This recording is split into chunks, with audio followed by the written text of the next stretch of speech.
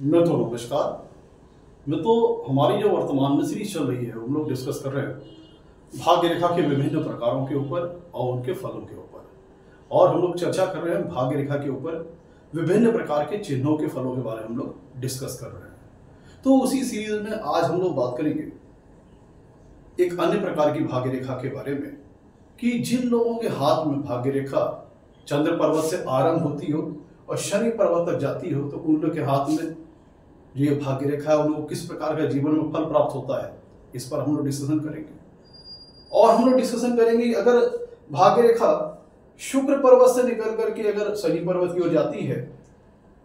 तो जातक को जीवन में किस प्रकार के फल प्राप्त होते हैं, आज हम लोग इस पर डिस्कशन करेंगे। तो सबसे पहले हम लोग बात कर लेते हैं उन लोगों के हाथों के बारे में जिन लोगों के हाथों में भाग्य रेखा चंद्र पर्वत से आरंभ होती है और शनि पर्वत पर जाती है। चंद्र पर्वत से आरंभ होती है और शनि पर्वत पर जाती है। तो पहले हम लोग डिस्कस करते हैं जिन लोगों के हाथ में इस प्रकार की भाग्य रेखा है उनको किस प्रकार के फल प्राप्त होते हैं। तो चूंकि चंद्रमा के क्षेत्र से, चंद्रमा पर्वत से भाग्य रेखा का आरंभ हो रहा है, तो इसका मतलब क्या होता है कि चंद्र पर्वत से संबंधित जो सिग्निफिकेंस है, जो चीजें होती है, उनसे संबंधित चीजों के माध्यम से जातक का जीवन में भाग्योदय होगा और अपने करियर फील्ड में सक्सेस प्राप्त करेगा और धन संग्रह करेगा। तो किन सोर्सेस के माध्यम से?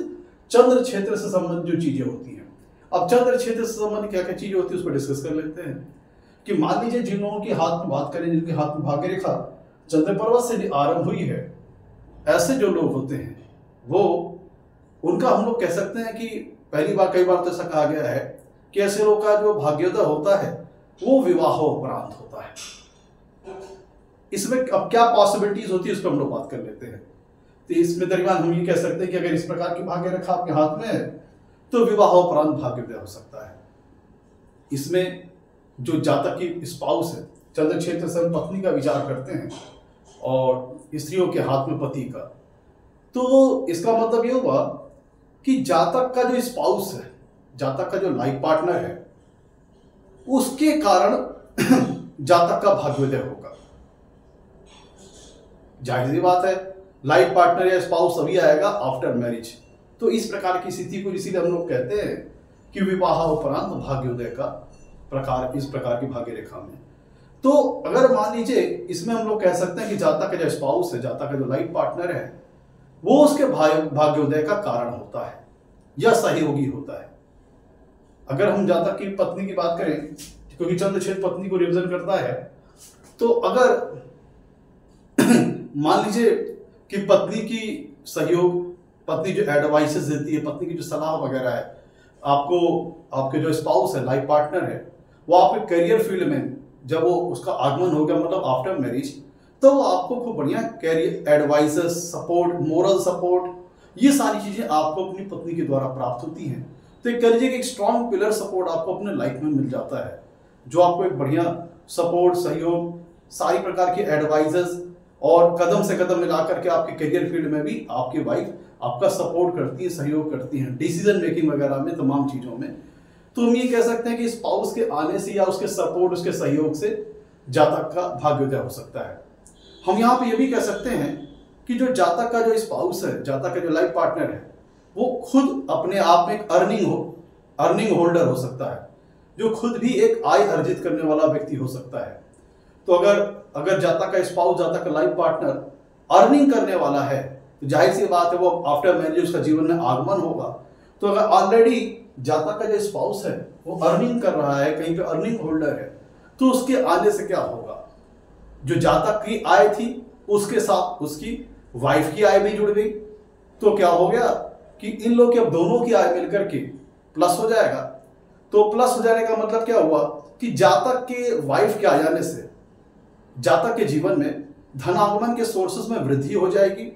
वेल्थ एक्यूमुलेशन में वृद्धि हो जाएगी और धन संग्रह करने की शक्ति में वृद्धि हो जाएगी। तो जरूरी नहीं कि स्पाउस आपका ढेर सारा दहेज लाए, ये हो, इसका मतलब ये भी हो सकता है कि स्पाउस का सपोर्ट या सहयोग या स्पाउस खुद अर्निंग होल्डर हो सकता है, जिसकी वजह से आपका जीवन में भाग्योदय हो सकता है।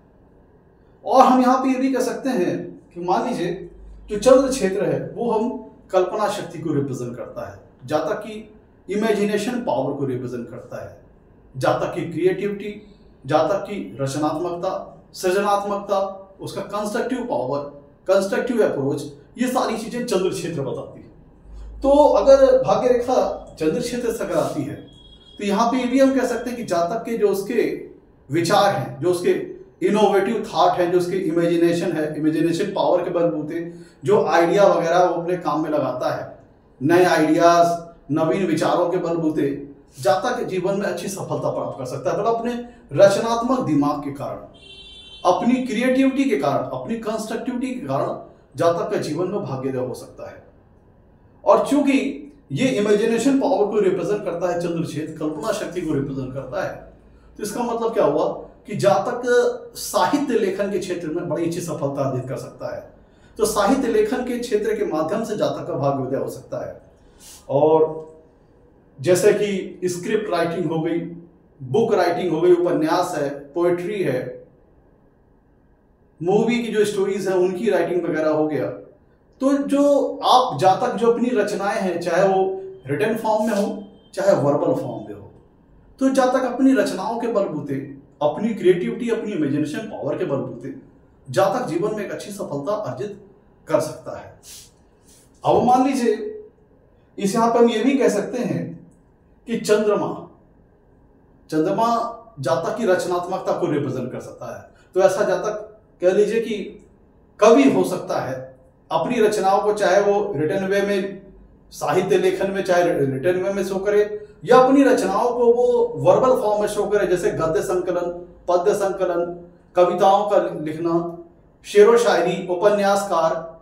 तमाम तरह की बुक पब्लिशिंग, बुक राइटिंग, ये सारी चीजें, ये सारी फील्ड हैं जिनके माध्यम से ज्यादा काम करके जीवन में अपना भाग्योदय कर सकता है। तो अगर चंद्र क्षेत्र से भाग्य रेखा जा रही है तो इस प्रकार के फल जातक को अपने जीवन में प्राप्त हो सकते हैं। मतलब जातक की वाइफ उसके लिए सपोर्टिव सिद्ध हो सकती है, या जातक अपनी क्रिएटिविटी, अपनी इमेजिनेशन पावर, अपने न्यू आइडियाज के बलबूते जीवन में आगे बढ़ सकता है। अपनी रचनात्मकता, अपनी क्रिएटिविटी, अपनी इमेजिनेशन पावर के बलबूते जातक किसी प्रकार के नए काम को कर सकता है, जिसके माध्यम से जातक का जीवन में भाग्योदय हो सकता है। अब मान लीजिए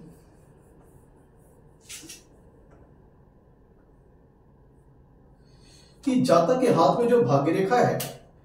वो उसका जो आरंभ हो रहा है वो शुक्र क्षेत्र से हो रहा है, शुक्र पर्वत से हो रहा है। तो यहाँ पे किस प्रकार के रिजल्ट प्राप्त हो सकते हैं उस पर हम लोग बात कर लेते हैं। देखिए यहाँ पे वही बात होगी कि शुक्र क्षेत्र से संबंधित, शुक्र पर्वत से संबंधित जो कारकत्व है, जो सिग्निफिकेंस है, वह जातक की आजीविका में, धन संग्रह में और वेल्थ एक्यूमुलेशन में और भाग्योदय में का कारण बनेंगे। शुक्र क्षेत्र संबंधी जो सिग्निफिकेंस है, तो शुक्र क्षेत्र से हम किन चीजों का विचार करते हैं? ज्योतिष शास्त्र में शुक्र क्षेत्र से जातक का ससुराल का विचार किया जाता है, विपरीत लिंगी मित्रों का विचार किया जाता है, स्त्रियों के लिए पुरुष और पुरुषों के लिए स्त्री। लेकिन वो विपरीत लिंगी मित्र जो कि पर स्त्री या पर पुरुष है, उनका हम शुक्र पर्वत से विचार करते हैं। और जैसे कि शुक्र पर्वत है तो जो हमारे कला से संबंधित जो चीजें हैं, आर्टिस्टिक स्किल से संबंधित जो चीजें हैं, उनको हम यहां से देखेंगे।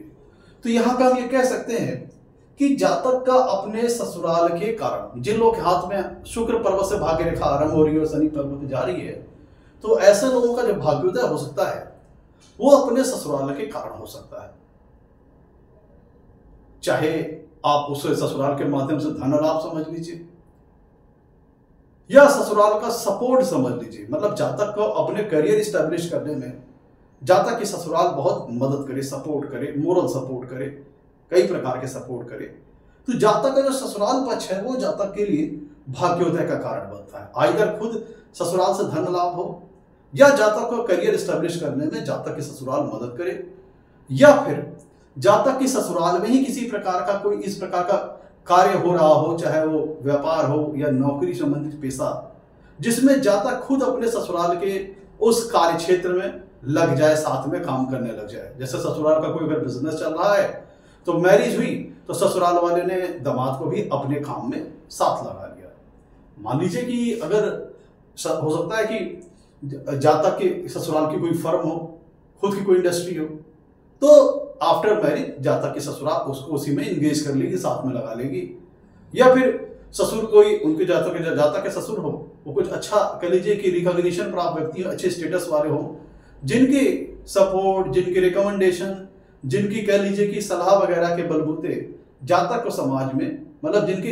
एडवाइसेस वगैरह से, जिनके रेफरेंस वगैरह से जातक के ससुर के, जातक को समाज में कहीं एक अच्छी फर्म में नौकरी वगैरह मिल जाए। आप इस तरह से भी दे सकते हैं। मतलब और ऐसा भी हो सकता है कि जातक उस परिवार में शादी करे जहां पे इकलौती लड़की हो, ना कोई भाई हो, ना अन्य कोई बहन हो। तो जातक की अगर एक लड़की, मान लीजिए जातक किसी ऐसे परिवार में शादी करता है जहां पे इकलौती लड़की है, तो आप इस कंडीशन में समझ लीजिए कि आगे चल करके ससुराल की सारी प्रॉपर्टी लड़के को ही मिल जाएगी।